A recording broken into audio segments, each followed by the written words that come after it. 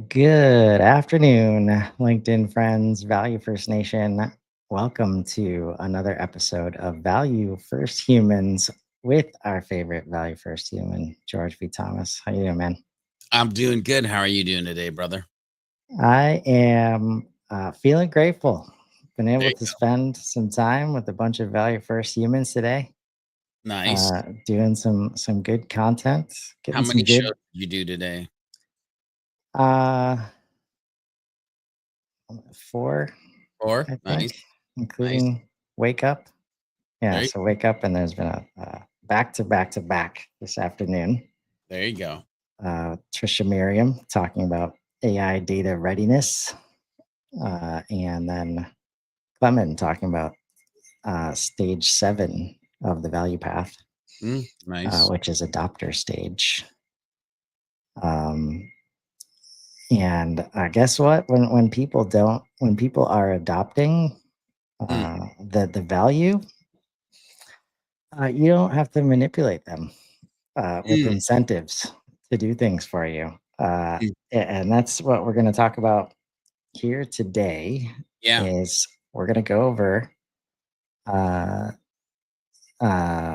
commitment number 3 by Yeah. First Humans is we will align with purpose Yeah. instead of manipulating with incentives. Before I read through it, George, like what's the first thing that comes to mind when you see this as the topic? I mean, some people might immediately go, "That's not me," because they are trying to be or have been good humans. But even the best of us have fallen prey or fallen into even out of the goodness of our heart in best intentions into maybe some of the stuff that we're going to talk about, like, yeah, just be careful, don't say that's not me off the gate, because then you don't have room to listen and learn and push to even be better in this kind of funky little area of being human and selling and marketing and doing business. I am excited for this conversation for sure. So I'm gonna read through the commitment that we're asking for here, and then we'll dive in. So we will align with purpose rather than manipulate with incentives. We believe people are motivated by authentic purpose and meaning, not just external rewards or manufactured urgency. We commit to connecting with the intrinsic values and aspirations that drive genuine engagement. This means we will understand and connect with what truly matters to the people we serve rather than assuming universal motivations like what's in it for me. Mm. Uh, we will focus on genuine purposes that align with their goals rather than creating artificial incentives for engagement. We will communicate how our offerings serve meaningful purposes rather than manipulating fear of missing out. We will honor values based decisions even when they don't lead to immediate business rather than applying pressure for quick conversions. And we will build relationships based on shared purpose rather than transactional advantage or competitive positioning. Mm. On Black Friday week of all weeks, Yeah, George. yeah. Perfect timing. Buy one, get one free. Ha! But let's seriously use this as an example, though, right? Like, Yeah. it's never been easier to buy whatever you want, Oh, yeah. whenever you want, at the price that you want, as Yep. fast as you want, thanks to AI, Yeah. right? So if your business and the reason, like Value First, is about helping you transition from old to new, because in this world of AI, I don't need to get up at 3 a.m. in the morning and go No, stand in line at Walmart or Best Buy to get a good deal on a TV. no, my agent does that from his browser. Exactly. Yeah. And so what's when you like tell me what's behind the uh like be careful that you say this isn't you statement that you made up front. Yeah, I mean, a lot of us are out there trying to do good, trying to be good, trying to do business in the most human way we can, but we still kind of fall prey to these things like you've got to reach this number, or it's a hard month, and if you just said yes, then the bank would look a lot better. Like the world, the universe sometimes it's ourselves, by the way, will put us in a squeeze where we need to make decisions out of need, and need is not purpose. Purpose is completely different path. And so I need to have these clients. I can't tell you the amount of years when I worked for agencies, we were closing deals because we needed to be able to pay the bills. We needed to be able to keep the lights on. We needed to write everybody's paychecks. But that didn't mean that the people that we are selling to really needed us. And this is why sometimes they'd be there for 2 months, sometimes they'd be there for 6 months, but very rarely would we have like year and a half, 2 year, 3 year clients, because it was kind of this like conveyor belt of we did a good job selling, now pass it over to the team that implements, and let's hope that that doesn't fall apart, and like where's this guy or that gal that we thought we were going to be working with, and like now what do you mean, like this is just a cookie cutter strategy, like it's not really even hitting the things that I need as a client. Well, it's hitting what we need because we can pay our bills. And I'm kind of waxing a little bit like douchebaggy as I'm saying this, but my point is like there's sometimes that you even fall into the smallest of needs. Oh, I'll go ahead and put that countdown timer on my super admin training, even though I know I'd let people come in a week later if they are willing to pay me 1,400 bucks for a 10-week course. Like, by the way, ladies and gentlemen, I did a super admin training, and yes, I put a timer on. And so it's sometimes we fall prey to like these things that feel harmless, but they're really not, to the nervous system of the other human in the journey that they're having with us. Yeah. And this is why this pillar of value first humans is opposite of the leads trap, right? Because I challenge anybody. Like if the conversation starts with we need more leads, Yeah. it you will not be able, like, especially if it's in a short amount of time, it is very hard to come up with strategies for conversion that are not manipulative in Yeah. some way, right? And it can be hard, not only all the systems that we've created, like Robert Cialdini, like in the 80s, like the book Influence, like Yeah. told everybody how to do it, right? And when you have resources and you can understand this part of the human brain, like we're weak to it, Yeah. right? But I'm gonna go through these tactics. Like Yeah. George mentioned a few, but something that has come up, the outcome of even when these tactics work, right? So common tactics we've all seen, right? The offer expires this Friday, Oh, uh, when you know that you could get it on Monday don't too. well, yeah, and don't get me started. I actually have a story about that, but let's go through the things. Only 3 spots left when it's a webinar. Like what yes, what? Don't miss out. Uh, End of quarter special pricing, because we have quarterly metrics to hit. If you don't act now, some fear based urgency there. Um, Bonus stacking to create overwhelm and impulse decisions. That's one that gets me almost every time. I've gotten better though. Uh, and some countdown timers on evergreen content. Yeah. Uh, and this is what it's communicating.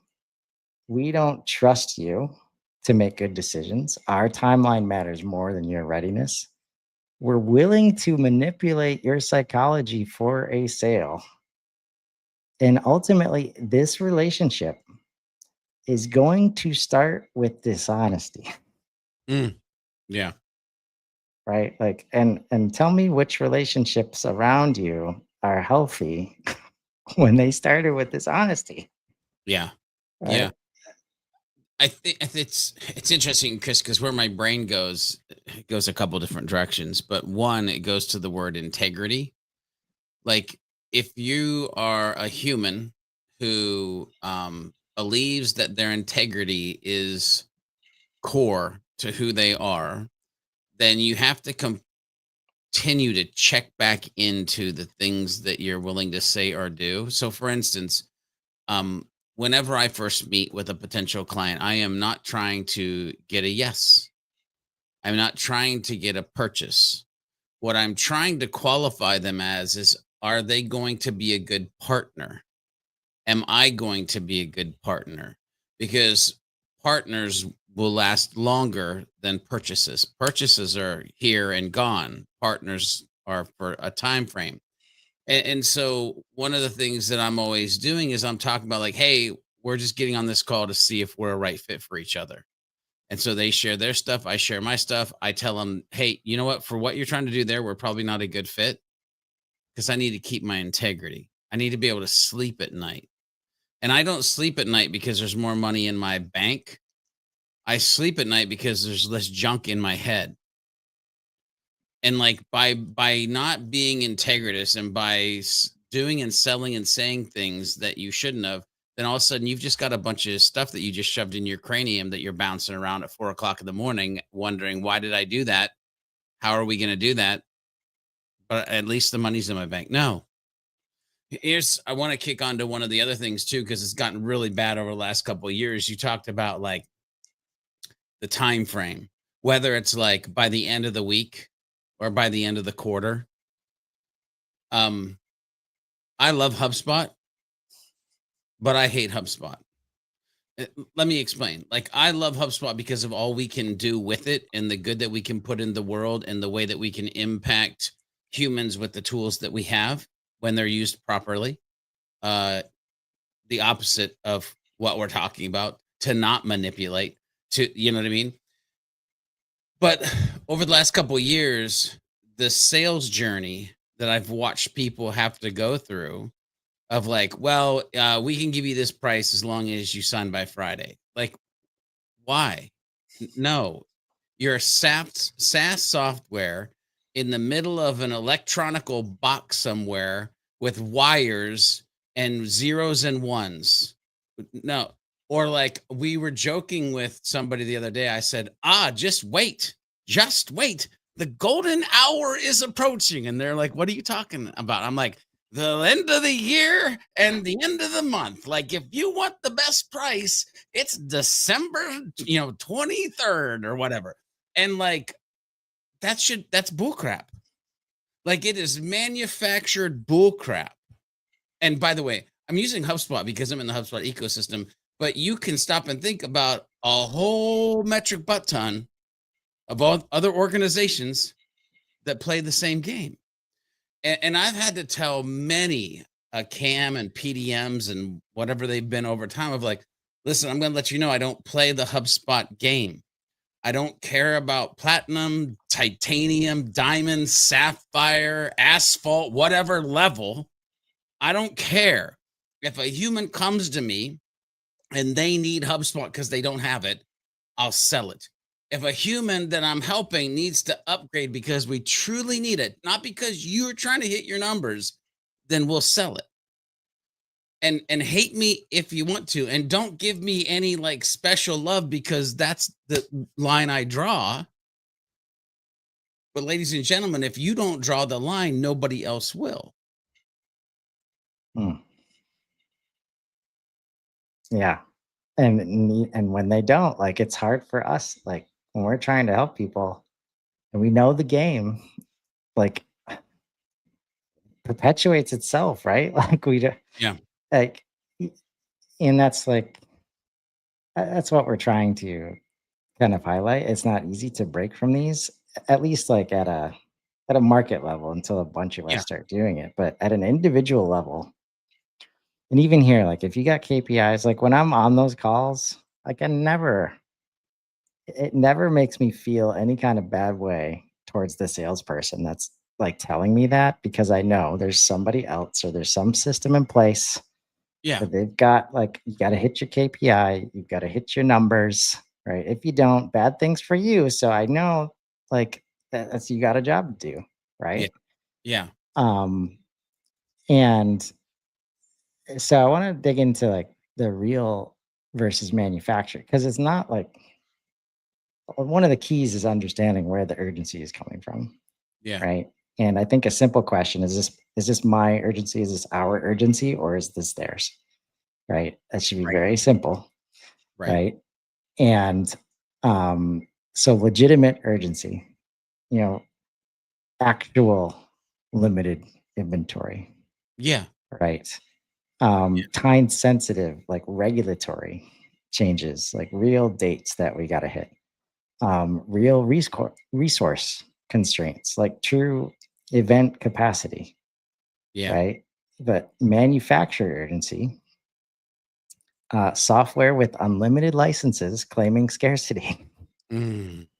artificial deadlines that get extended every single time, Yep. uh, recurring limited time offers, special pricing, special pricing that's Yeah. always available. It's real special. Uh, and ask yourself the question: would I tell my best friend about this urgency, or would I be embarrassed?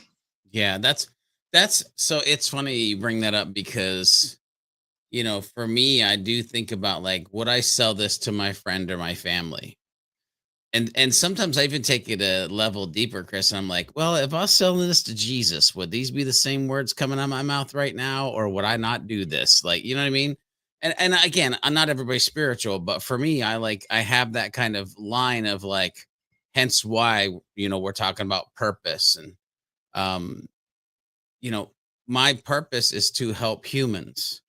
The minute that I allow my sales process to not enable them to get the help they need by eroding the trust that has to be there from the beginning, then I'm literally not achieving my purpose.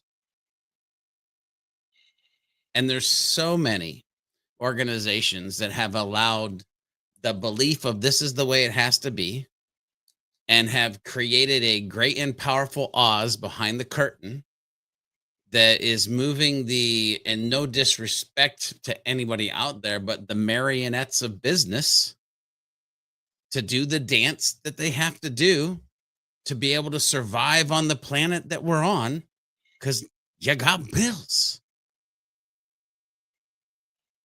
Yeah, and this is why, like, as soon as you ask the question of this person that you care about, basically, if you were to do, like, if would you eat, like, it's like, no, of course, what? No, I could never do that. Okay, Yeah. so why are we doing it with these other humans? Because we don't see them as other humans. No, you see them as leads. You see them as Right. wallets, as dollar signs. You see them We as your next vacation. You see them as your house payment. Like, and so that is such an inward way of like thinking and doing business. And you can see when this is happening, Chris, because there's more like this is what we can do statements instead of like this is like what help do you need, like question, like there's more injection instead of extraction in the conversation is what I'm trying to say. And so yeah, like I can sit there and I can tell if somebody's trying to like manipulate in just the structure of the conversation that they're having. And if I can do it, I'm not the smartest tool in the shed, by the way. If I can do it, there's a whole lot of other humans that know what you're doing. right. And that's the thing, like, it's, our brains are wired for those dopamine hits that can get activated by these situations.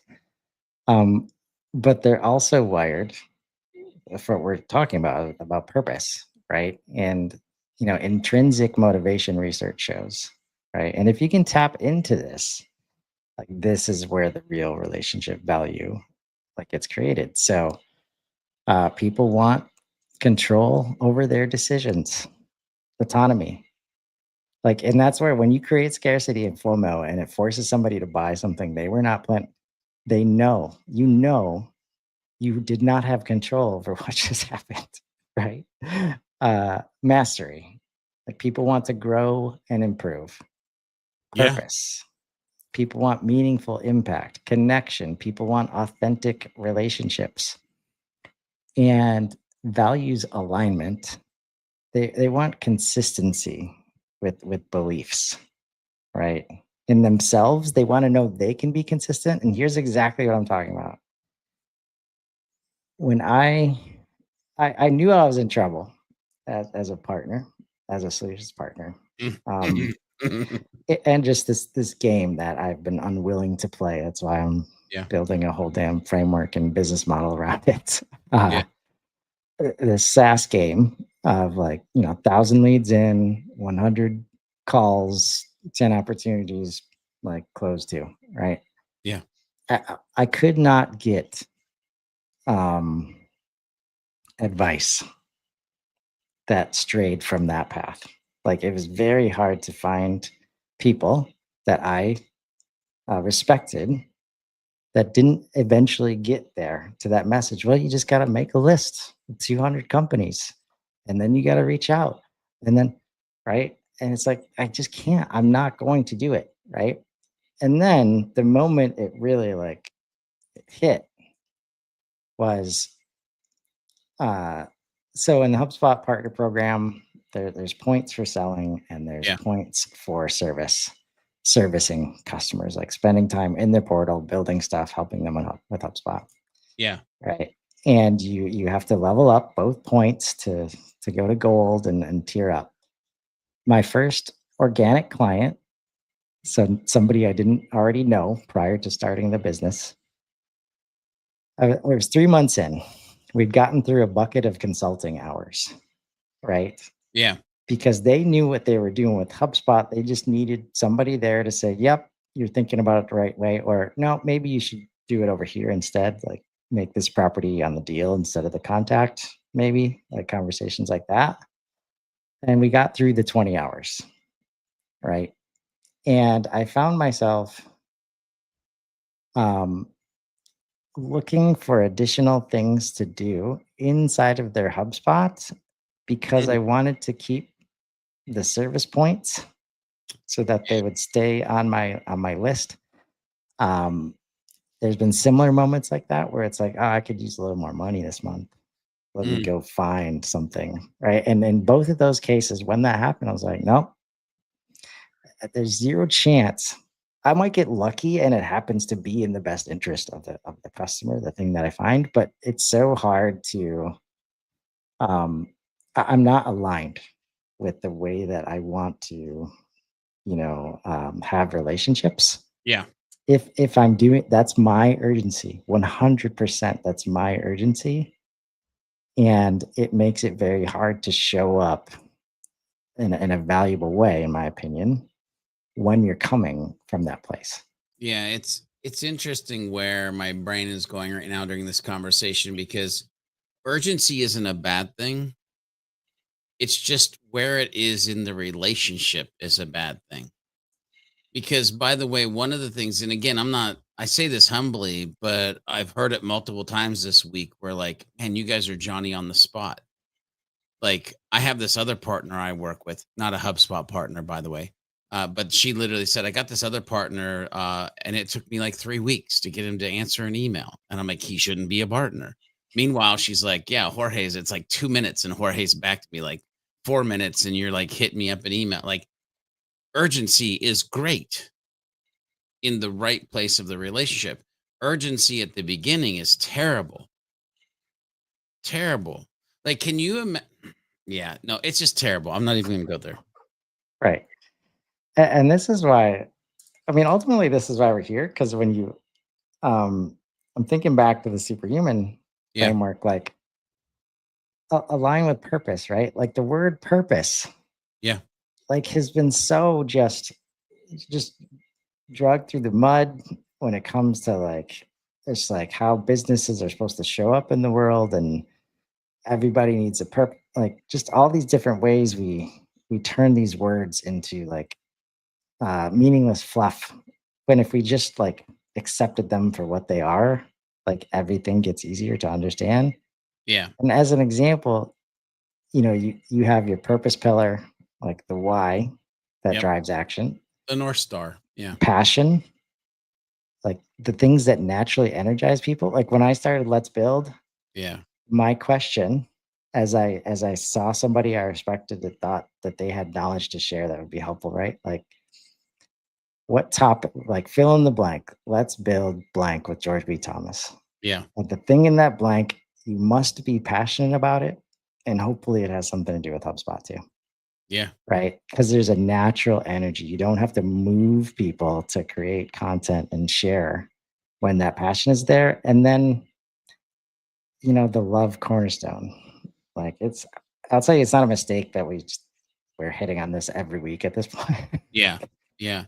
But Like, like the genuine care yeah. that And just rises above. Like, even if you don't want to, if you're living in transaction, as soon as you get this is what I mean. Like when you choose, when you say, "Oh, I'm dehumanizing this process," when you humanize it, yeah. that's you caring, and you cannot operate in these other ways anymore.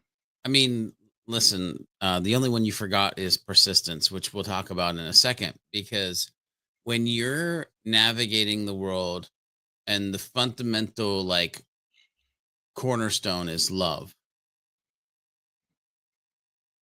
for others, love for yourself, love for the thing that you do, you make radically different choices than you might otherwise. So let's go back because you talked about let's build, right? And earlier in this conversation, you talked about it didn't take me long, and people got to this like get a list, 200, da da da. Lists aren't bad, by the way. They're just bad if they're the wrong list. Like what you don't need is a list of leads. What you do need is a list of videos you're going to create. That list is great, right? And you hit on it. Like if you know your purpose is to help humans, and you know that you need to sell something because there's got to be a transaction. Well, the way that you're going to get to the right transactions is through the relationship. Well, guess what? Love is relational. Love isn't transactional. So if you're navigating from love and you're creating valuable content on something that you're passionate about because it's your purpose to help humans, guess what? You've just aligned. The only piece that you need to remember is that it's going to take the long game. You're going value, you're not going viral. And so you've got to stay persistent with your list of 200, 300, 400. And then all of a sudden, the other list that you care about is the clients, the partners, right? I literally was looking at my portal last week, and I had like a oh Jesus moment where I looked at one of our clients and I'm like, man, they've been with us for almost 4 years, like three and three quarters of a span, lifetime. And right next to that, I saw the dollar amount that equaled. And I was like, Yeesh. Like I didn't really pay attention to that, right? Because it's every month we wake up, we do work for them. They send their invoice in. Nobody talks about it. Like my wife sends it out. They send it in. We keep working. We keep conversating. We keep having a relationship because we like each other. But then you stop and you look at like what does almost 4 years of a monthly retainer look like? And it's like, wow, since I had the right focus, I got the right outcome. If my initial focus is how can I sell this and what's the lifetime value going to be, I'm probably not going to have much of a lifetime value because I'm not going to have much of a relationship. Oh yeah. So let's I need to jump to this spot, like, Yeah. because like we get it. Like this is anti to what you're experiencing out there. So let's go through a couple, um, three objections here Yeah. that we can already hear out there. The but we need urgency objection. Uh, but George, without urgency, people will never decide. We'll lose deals to inertia. Uh, here's the reframe. Right, real problems create real urgency. You don't have to manufacture it. If they're not ready now, pressuring them creates bad customers. Barriers. The deals you lose to quote inertia weren't real opportunities yet. Better to lose an unready prospect than gain an unhappy customer. Then trust. Like trust that people will act when the pain or opportunity is real enough. Yeah. Which by the way, if you want to not do surface level, um, if you want to in your air quotes selling process actually be of service, one of the things that you can do from again a fundamentally good place is they might not even know how much it's hurting them. And so part of the conversation can be like, if you don't fix this problem, how many customers does that affect? And what's the lifetime value of each of your customers? And all of a sudden, they thought something that was like Ricky's fault in accounting becomes a thing that's like a $5 million problem. Now the pain is bigger, but only because you were able to walk them through a mental consultative process to understand the true pain that they were trying to avoid anyway because they wanted to feel like they were okay. Now, I didn't sell my shit. I helped the human realize, boy, you're in the trenches, homie. Like you got 3 months left and you're out of business, right? It's Yeah, a different angle. It's a different type of help. And right. when you take that and you go to that level, people notice and they're different. I heard this again like earlier this week, and I'm not the one that said it. Somebody else said it, and I started giggling, and they asked, "Why are you giggling?" Because they literally said, "I don't know when being human became a differentiator in business."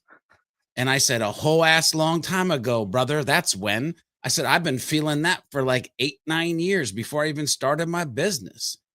And, but they realized I didn't do anything special. I acted like a human. And I'm like, yeah, there's unfortunately not a lot of that out there.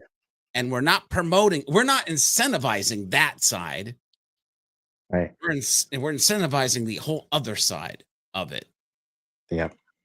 Because like George meant, like, yeah, there needs to be urgency. It just needs to be theirs. Right. Yes. Yeah. And like you can have direct conversations. You should have direct conversations. Like, Yeah. hey, I'm not, I mean, this is like a relationship closest to us too. Like I feel all the time like, but I've learned like my mindset needs to shift. Like, oh, this person is not feeling the same urgency that I'm feeling. I could in the past, I might have tried to force them to feel that urgency and it didn't go well Yeah. when I tried to do that. Right. But helping people talk through in those moments, okay, here's why I think there's urgency, or here's what other customers are going through that leads to them having urgency. I see some of that same stuff here, but you also are real successful over here. So it might not, you guys might not need it. So like tell tell us about like the urgency, right? Yeah. Having conversations like that. One of So the things I want to throw in here real quick, and then we can move on to the next piece you want to talk about. If you're a business person who sells, or you're a salesperson who sells, and you have never heard of the name Ian Altman, or if you've never heard of the book Same Side Selling, by all that is holy, please go get the book, audio book, physical book. I don't care. Get that book. If you're a business owner who sells or a salesperson who sells, and you haven't heard the name Marcus Sheridan or the book They Ask You Answer, an assignment selling, by all that is holy, go get the audio book or the book. And let me tell you, if you put those two books together and have it be the foundational piece of a human centric, value first sales process in an organization, you will wake up 6 months, a year, 6 years from now, whatever, persistence, and you will be living in a way different location mentally, a way different location financially than you ever probably thought possible. And I say that because I'm living proof. Like when I started my business, and I'm not bragging, I am telling you this a humble story just so you know that I'm not full of crap. Okay. When I started my business, I set three financial goals. There was, we need this to survive. This would be nice. And we'll probably never make that, but whatever. I got to have, everybody tells me I got to have a BHAG, a big, hairy, audacious goal. So there's my BHAG. The third month, we hit the BHAG.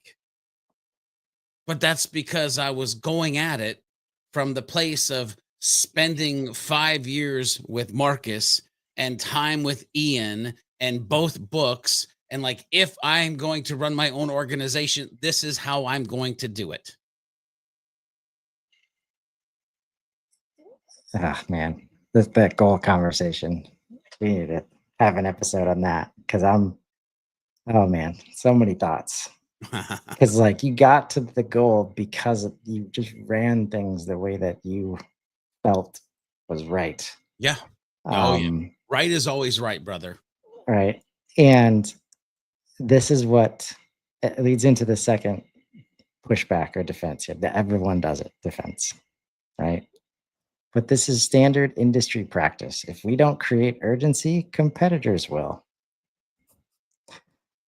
Yes, everyone does it. That's why it's an opportunity for differentiation. Like, let me tell you why profoundly was such a slam dunk. Like, we could feel this problem, and most of the people that roll through profoundly have already tried several avenues to get the help that they need. Yeah. And it has not worked out for various reasons inside and outside of this ecosystem, right? And since the approach is like right time, right fit, right expert for the right problem that you have, like it's fit at all costs. Like fit is so key to solving these problems, right? Which is a different approach than what else is available, right? It's not a race to the bottom on tactics Yeah. because that equals a race to the bottom on margins. Your competitor's manipulation makes your authenticity more powerful. The best customers are exhausted by pressure tactics, right? And now AI gets to be there for them to like call all of it out, like have a powwow about it, and like, yeah, I don't have to deal with that. Like I have all these other options, right? Or maybe what I have right now is good enough. Help me do that better, AI, right? Yeah. So you can be the relief Yeah. here, Well, right? yeah, here's what I'll say too, Chris. Like, um, that everybody's doing it that way is bullcrap. Like, if it was a true statement, then there wouldn't be, Warby Parker. There wouldn't be Costco. There wouldn't be CarMax, as an example that everybody. I mean, I remember when Marcus Zappos, like Patagonia, like all of these businesses that have kind of twisted it, turned it, gone in a different direction, that have proven successful over time. So if that's a true philosophy of life, of like everybody's doing it that way, so we have to, then those organizations should have gone out of business. Amazon, nobody had ever done it like Amazon before. Different. What, you're telling me Amazon's a failure? Like, so that whole thing, what I feel like is happening is that whenever you step out to do something different, you're not truly afraid of the doing something different. You're afraid of the spotlight that's on you and what will happen and how you feel that you'll feel if you do fail. Therefore, you never try to be different and push in a different direction because you'd rather be safe and kind of human than killing it, right? Or with egg on your face. Like if my agency went out of business, would I feel bad? Yeah, yeah. Obviously, I screwed something up.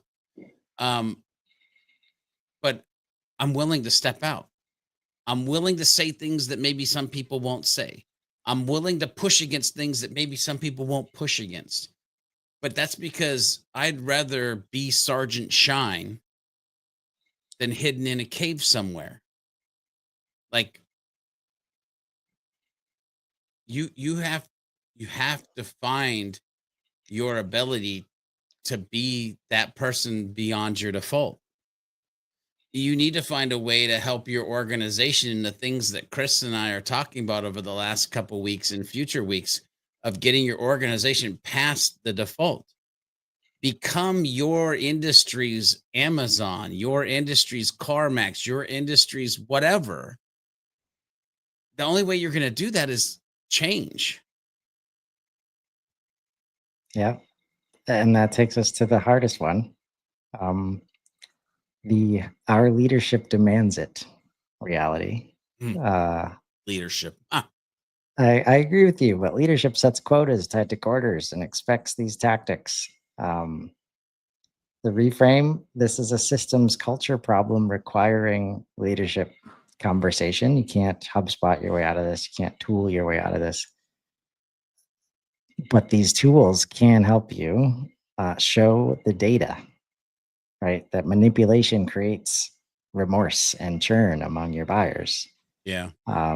They can help you. And now with AI, pilot these other approaches within the subset of opportunities, right? Track things like time to close, deal quality, implementation success, referrals. I think referrals is a huge opportunity for people right now to just grab that stuff out of a transcript that you just miss so easily. And you have to like build the case, like, and know that you have to build the case for leadership. It's very hard to champion this from the ground floor. Yeah.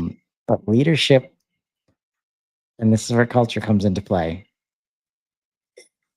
they can change. They just want to see evidence because they see all this other evidence around them of the way that they're supposed to be doing things, right? But most leaders, I think, uh, want to do good things and are very smart. That's why they're in the position that they're in, and they will respond when there's evidence that shows like this is not the best way, Yeah. to do things. Yeah. Leadership and leaders. First of all, like one of the things I love, I have a friend, his name's Mick Hunt. He has the Mick Unplugged podcast. It's like a number one podcast. He does leadership stuff too. I literally been working with him on like emotional intelligence stuff for leadership. Like, and it's so good. I literally am working like on a daily basis on spiritual side of leadership and life. Articles that push against that it's all about what you do and who you are and like because if you push against that fundamentally some other dominoes fall and you start to think or act or interact differently and so like I'm quietly literally working on things on that side of like I don't know if it's 2 years 5 years 10 years from now the the domino will fall because there will be enough people who have read the stuff or watched the stuff or listened to the stuff that we're putting out to just kind of fun of I mean, literally, that's why we did the Beyond Your Default podcast as well for like a year and a half to help humans be better humans. Now I'm just getting a little more drilled in of like leadership in a different lens. Like, can we start to think about it, ladies and gentlemen? We have to. We have the power. to change. We just need to want to. Here's the thing, Chris. You said they just want proof. They just want proof that it works. The hardest thing that many people, some people, many, don't factor in to their business success is faith. And I don't mean like faith in Jesus or like, I just mean faith that you're good enough, that the universe wants you to win, that because you're putting value into the world and building reciprocity, that what comes after reciprocity is revenue. It will be directed in your way, and you have to have faith on these just core fundamentals of how it's worked through time. And so many get caught up in the metrics of the matter and not the faith of the matter. And like, listen, when I jumped off of like being an agency employee and going from like a great number 2 to like, ooh, you mean I gotta be Batman? That it was a faith jump, plain and simple. And I would ask anybody watching this, like, when's the last time you jumped? When's the last time you let faith and gut and heart be a reason that you asked your sales team or your marketing team to do something or not do something? Oh man. Uh Good luck answering that one, folks. But if you answer it, it's gonna tell you a lot about your situation. Man, we're already close to time here. Let's how about this week's action? Audit one manipulation tactic and replace it with purpose alignment. So instead of countdown timer on the webinar registration, uh, this topic matters. Register when it fits your schedule, recording available immediately. Um, instead of a don't miss out fear-based email. Based on the challenges you mentioned, this resource might help you think through X. Pause for a second. I know you want to. I have to say something right here. I did something last night that was absolutely mind blowing. I won't tell you what site, but I was working on a site, and I kept looking at the copy that my assistant was giving me, and I finally said these words: "From here on out, I want you to help me craft this copy in the understanding that I am not trying to sell anything and I'm only trying to educate humans." And the difference in the copy in which it returned was crazy. Okay, I'll stop. Yeah, no, that's oh man, that resonates so much. Uh, one more, and these are the problems. I'm just going to throw it out there. I know these timetables, these quarterly like KPIs are so hard, but if you can, this is where belief comes in, faith comes in. Like when you approach it these ways, like instead of artificial scarcity claims, right? Instead of end of quarter pressure. Here's what to consider when evaluating this decision. Take the time that you need, right? When you start approaching it from that perspective, they will come back when they've taken the time that they've needed, right? Because you gave them the tools to take that time. Yep. And understand that need. Like it's completely different, like from trying to convert constantly, right? And you'll see it, like, and it shouldn't be that hard because we all know that this current status quo, it just feels wrong so often. Conversations feel more honest and collaborative. Buyers, this is my favorite, but it also like they express relief just because you're not pressuring. Yep. Right? Like, Yep. and by the way, no better signal to say that this relationship's on the right track, right? Yeah. It's pause there. Um, Quit thinking outwardly and think inwardly for a second with what Chris just said. And you answered this question. When's the last time that you interacted with a business or a human and your immediate feeling was relief? And if you can't remember when that was, then my next question for you is, well, then when are you going to be that human for somebody else? And of course, like those are places that start with trust and all the metrics, like all of them, they just get better right after that because you've got a strong foundation. So uh, next week, I just love the ways that these layer on each other. Next week, episode 5 is build genuine connection, not manage transactions. Right? We're going Yep. to explore how mechanical nurturing sequences and automated relationship management destroy the authentic human connection that really like creates these lasting partnerships. Yeah. Um, so what do you think, George? I think we'll have a lot to say. That's what I think. And I hope that people understand the words that are coming out of my mouth. While sometimes they might feel like a two by four, I have never said anything on any of these episodes that wasn't out of love. Oh man.